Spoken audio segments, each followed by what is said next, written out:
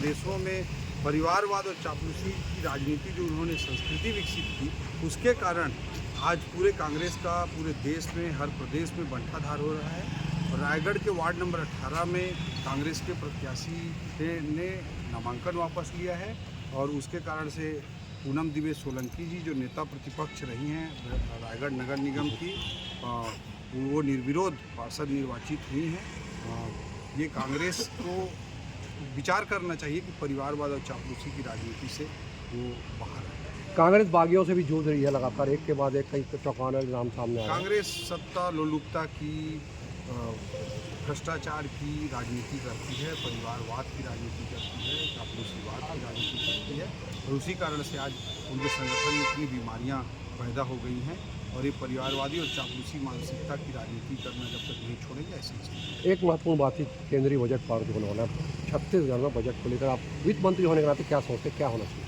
छत्तीसगढ़ के लिए और पूरे देश के लिए मोदी जी ने जो विकसित भारत की नींव रखी है, उसी नींव के एक महत्वपूर्ण और मजबूत ईंट के रूप में इस बजट को देखा जाना चाहिए। 2047 तक भारत की इकॉनमी को विकसित एक डेवलप्ड इकॉनमी के रूप में इस्टेब्लिश करना। आज $3.7 ट्रिलियन की जो इकॉनमी है वो आज एक्सपेक्ट कर रहा है, कोई $55 ट्रिलियन का एक्सपेक्टेशन कर रहा है, कोई $50 ट्रिलियन का एक्सपेक्टेशन कर रहा है। तो आज पूरे दुनिया की फास्टेस्ट ग्रोइंग इकॉनमी है भारत की इकॉनमी और उस नज़रिए से इस बजट को भी हमको देखने की ज़रूरत है।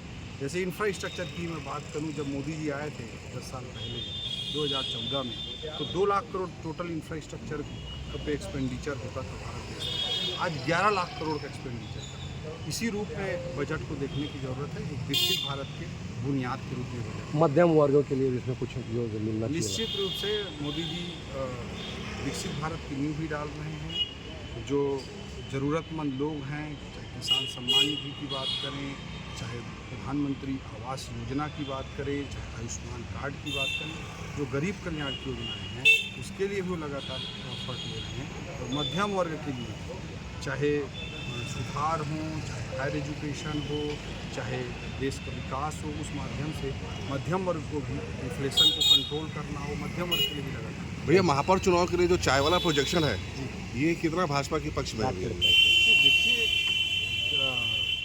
जो जीवर्धन चौहान जी हैं वो एक ज़मीनी कार्यकर्ता हैं। 29 साल से पार्टी के लिए काम कर रहे हैं। 29 साल का जो उनका राजनीतिक जीवन रहा है, उसमें 15 साल तक भारतीय जनता पार्टी प्रदेश में सरकार में भी रही। अगर व्यक्ति में ईमानदारी नहीं होती, कुछ भी दूसरा उल्टा सीधा काम वो कर सकते हैं। 29 साल तक लगातार सक्रिय रहने के बाद, संगठन में लगातार काम करने के बाद व्यक्ति चाय बेचकर अपना जीवन अगर गुजारा कर रहा है तो उसके ईमानदारी का, उसके विनम्रता का, उसके सही उद्देश्य का एक प्रतीक है, उसका परिचायक है। इस दृष्टिकोण से उनके कैरेक्टर को देखा जाना चाहिए।